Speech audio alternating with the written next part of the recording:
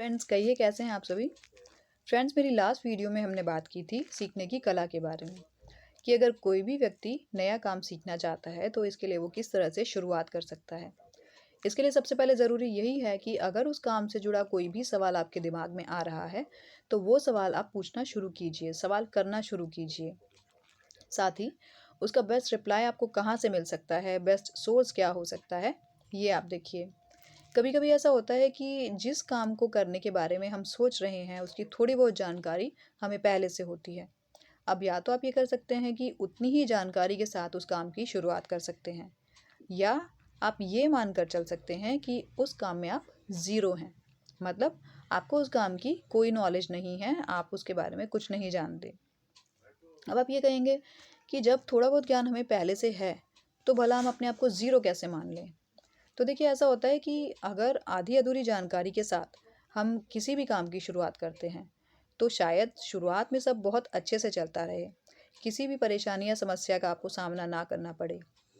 लेकिन जैसे जैसे आपका काम आगे बढ़ता चला जाएगा उससे जुड़ी हुई परेशानियां और समस्याएं भी बढ़नी शुरू हो जाएंगी, उनका स्तर ऊंचा होता चला जाएगा और हो सकता है कि आगे चलकर तुरंत समय रहते आप उनका समाधान ना कर पाएँ या अपने स्तर पर उनका हल ना ढूंढ पाएँ, आपको किसी और की सहायता लेनी पड़े।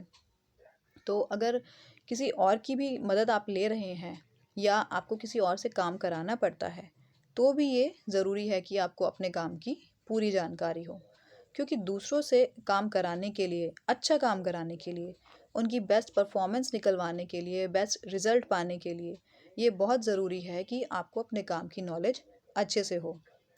तो अगर आप ज़ीरो लेवल से शुरुआत करते हैं तो इसका क्या फ़ायदा होगा कि जो भी इनिशियल कॉन्सेप्ट्स हैं, रूल्स रेगुलेशंस हैं या गाइडलाइंस हैं, जो कि उस काम को, कार्यप्रणाली को, कार्य क्षेत्र को गहराई प्रदान करती हैं, आप उस गहराई तक पहुंच सकते हैं। आपकी पकड़ उस काम पर, उस कार्य क्षेत्र पर या उस सब्जेक्ट पर बहुत मजबूत होगी, क्योंकि जब आपका बेस मजबूत होगा तो उस पर बनने वाली आपकी इमारत भी मजबूत बनती चली जाएगी। अब आप ये ध्यान दीजिएगा कि यहाँ पर कोई और आपको ज़ीरो की उपाधि नहीं दे रहा है, बल्कि आप खुद अपने लिए ये मान कर चल रहे हैं कि आप ज़ीरो लेवल पर हैं, आपको ज़ीरो लेवल से शुरुआत करनी है। क्योंकि जब तक आप ये कहते रहेंगे कि मुझे पता है, मुझे पता है, तब तक आपका दिमाग नई बातों को स्वीकार करने के लिए या नई चीज़ों को सीखने के लिए तैयार नहीं हो पाता है, जिससे कि आप खुद ही अपने चारों तरफ एक चार दीवारी खड़ी कर लेते हैं और आपको नए काम को सीखने में परेशानी होती है। आप सोचते हैं कि मैं क्यों पूछूं, मैं क्यों सीखूं, मुझे तो पता है भाई। तो इस सोच के साथ आपको आगे चलकर दिक्कतें आनी शुरू हो जाती हैं। लेकिन जैसे ही आप इस बात को स्वीकार कर लेते हैं कि इस काम के बारे में आपको जानकारी नहीं है, तो उसी समय से आपके दिलो दिमाग के सभी दरवाजे खुल जाते हैं और आप नई बातों के बारे में जानने में, समझने में, उन्हें स्वीकार करने में ज़्यादा उत्सुक हो जाते हैं। आपका दिमाग ज़्यादा जागरूक हो जाता है। इससे आपको वो काम सीखने में, समझने में अच्छा भी लगता है, मज़ा भी आता है और आपका समय भी कम लगता है। चलिए इसे एक एग्जांपल से समझ लेते हैं। एक अकाउंट्स का स्टूडेंट है जो कि प्रोफेशनल कोर्स में एडमिशन लेना चाहता है। अब उसने स्कूल लेवल पर अकाउंट्स के जो भी इनिशियल रूल्स रेगुलेशंस हैं, कॉन्सेप्ट्स हैं या अजम्पशंस हैं, गाइडलाइंस हैं, इनके बारे में पढ़ा होगा और साथ ही जो भी शुरुआती तौर पर journal, ledger, trial balance, profit and loss account, balance sheet, इन सब के बारे में भी पढ़ा होगा। तो जब तक ये सब चीज़ें हमारे रूटीन में बनी रहती हैं, हमारे दिमाग में बनी रहती हैं, और जब हमारे रूटीन से हटनी शुरू हो जाती हैं तो धीरे धीरे हमारे दिमाग से भी हटनी शुरू हो जाती हैं, हम भूलना शुरू हो जाते हैं। तो या तो हम कुछ बातें पूरी तरह से भूल जाते हैं और या कुछ मोटे तौर पर ही हमें याद रह पाती हैं। तो अगर ये स्टूडेंट अपना प्रोफेशनल कोर्स में एडमिशन लेने के टाइम पर इन सब बातों को, जो कि बेसिक लेवल की चीज़ें हैं, रिवाइज़ कर ले तो उसका टाइम भी कम लगेगा, क्योंकि वो सब उसने पहले से पढ़ा हुआ है। और साथ ही अगर कोई गैप जो कि रह गया था या लूप होल्स आ गए थे, कमियां रह गई थी, वो भी सब कवर हो जाएंगे।